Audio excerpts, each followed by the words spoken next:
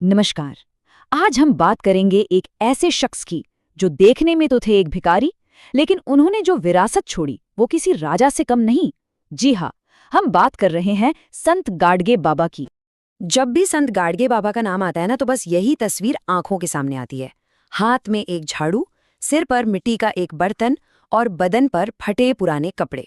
एक घूमते फिरते साधु जिनकी पहचान बस यही थी। लेकिन सवाल ये है कि ये जो अनपढ़ सा दिखने वाला इंसान था, वो महाराष्ट्र के सबसे बड़े समाज सुधारकों में से एक कैसे बन गया? चलिए आज इसी सादगी के पीछे छिपे उस क्रांतिकारी सोच को समझने की कोशिश करते हैं। तो गाडगे बाबा का असली नाम था देबूजी झिंगराजी जानोरकर। जन्म हुआ 1876 में और फिर 1905 में उन्होंने एक बड़ा फैसला किया।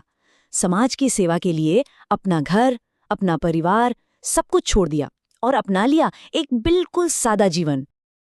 अब आते हैं उनकी सबसे गहरी, सबसे जरूरी सीख पर।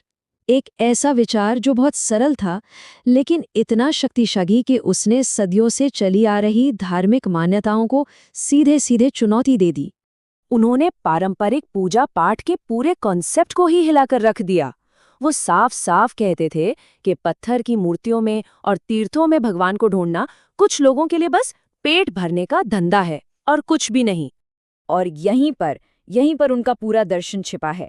उनका कहना था, असली भगवान को ढूंढना है तो जाओ इंसानों की सेवा करो, खासकर उनकी जो सबसे ज्यादा जरूरतमंद हैं। सच्चा भगवान तो भूखे, गरीब और लाचार लोगों में है, पत्थर की मूर्तियों में कहाँ। तो ठीक है, विचार तो बड़ा क्रांतिकारी था, लेकिन सवाल ये उठता है कि इसे जमीन पर कैसे उतारा, इसको असलियत में कैसे बदला। तो देखिए, उनका तरीका भी उनकी सोच की तरह ही एकदम सीधा और कमाल का असरदार था। मतलब उनके लिए सफाई का मतलब सिर्फ गंदगी हटाना नहीं था, ये तो बस पहला कदम था सामाजिक और मन की शुद्धि की तरफ। सोचिए, जब वो पूरे गांव को एक साथ झाड़ू लगाने के लिए बुलाते थे, तब असल में वो जाति पाति के भेदभाव पर सीधा हमला कर रहे होते थे। और ये जो कीर्तन होते थे ना, ये उनके लिए एक स्टेज की तरह थे। एक ऐसा मंच जहां से वो समाज में फैली हर बुराई पर, हर अंधविश्वास पर बिना डरे सीधा हमला बोलते थे। वो कोई गोलमोल बात नहीं करते थे, सीधे उन रीति रिवाजों पर सवाल उठाते थे जो लोगों को और गरीब बना रहे थे, समाज में ऊंच नीच बढ़ा रहे थे।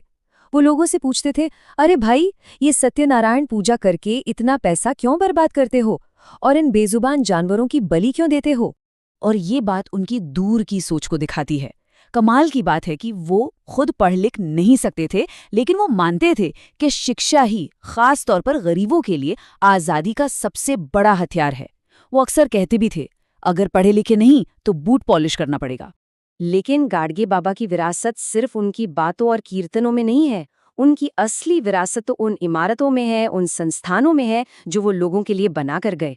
जरा सोचिए, एक ऐसा इंसान जिसके पास खुद के लिए कटोरे और फटे कपड़ों के सिवा कुछ नहीं था, वो अपने वक्त के सबसे बड़े दानवीर और संस्था निर्माताओं में से एक बना।